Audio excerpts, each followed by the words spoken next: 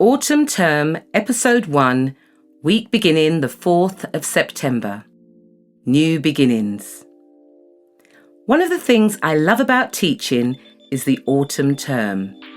Not just the weather changing from humid to cool, or the colour of nature gradually moving from yellow to brown, but for a teacher, September was an excellent excuse for any poor experiences from the previous terms to be eradicated, and for any negative attitudes from students or staff to be thrown out like old textbooks, with everyone starting on a clean page.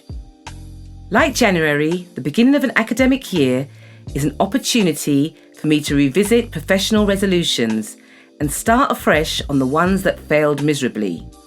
For students, it's a new start and a chance to create targets and set goals.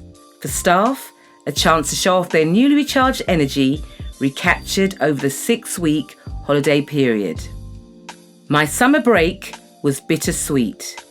My grandmother, a Pentecostal minister, had been diagnosed with terminal cancer, and we were told she had 6 weeks to live, and with each week, her health deteriorated. The whole family moved into a semi in East London to be with her. There were over 10 of us, and it was like living on Walton's Mountain. Everyone naturally adopted a role. My mum and aunt would rotate the cooking and bath routines, and the others would shop, organise Gran's medication, or do the radiotherapy run. The young ones would fight over Henry the Hoover and furniture polish, ensuring the house was spick and span. Even on her deathbed, Gran still believed that cleanliness was next to godliness. Number 23 was a revolving door, with numerous church brethren popping in and out and bringing hope and positivity through their singing and prayers. By week 3, the muscle in her right eyelid had stopped functioning and closed permanently, but she adorned an eye patch and would bravely play the role of Jack Sparrow with the grandchildren.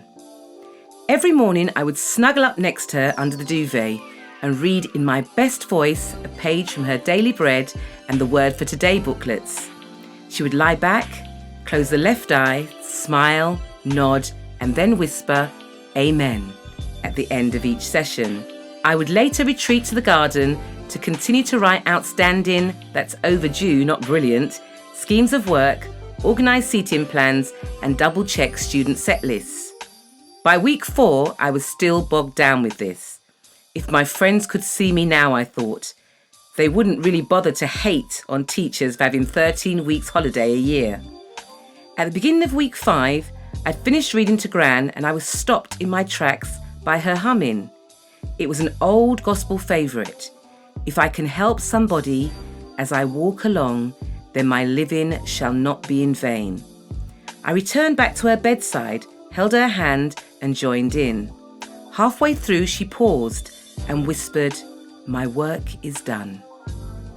The statement shocked me, and reality hit in those 4 words that were simple and clear. I left the room, locked myself in the downstairs loo, and for the first time in 5 weeks, wept uncontrollably. On day 41 of my summer holidays, Grandma Bailey died. As the good book confirmed, she had fought a good fight, finished the course, and had kept the faith. So it wasn't a time to cry, mourn, or have regrets. Characteristically, being the beginning of September, it was that time again to reflect, evaluate, and review. Top of the list was being a teacher. Was this something that I really wanted to do? Hard work, naughty kids, marking, assessments, Ofsted, more marking, stress, rude parents, and even more marking. It was crystal clear. Life was too short. Was now the time to do something different? Have some fun? Live life, maybe? The bedroom without Grandma was empty and lifeless. I sat on her bed hoping for just a spark of inspiration, and I struggled to come up with an answer. Instead, thinking back to when she was alive. I'd just achieved promotion as head of year and visualised the excitement and joy on her face when I told her the good news. She wasn't a touchy-feely woman, but I've never forgotten that hug of pride she gave me, which was just that little bit longer than the one she gave my brother when his single hit the national charts. I smiled at the memory. Often, we equate success with wealth or celebrity, but I had learnt by working with children over the years that teaching meant more.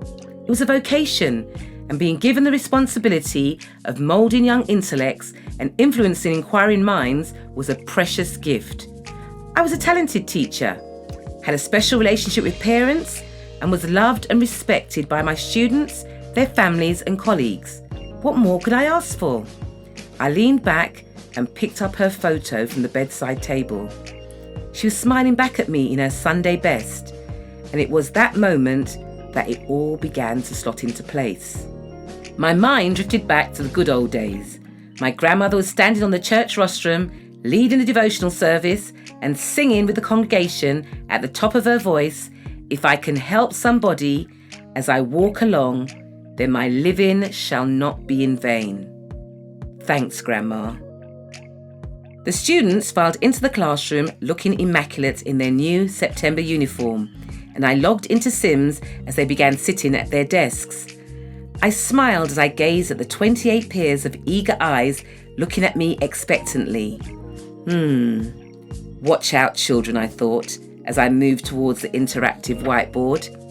Miss Bremmer's in the house, ready to shake things up and raise achievement. Bring it on. If you're nah see mummy, you see granny. Grandparents are important in the Family Support Network.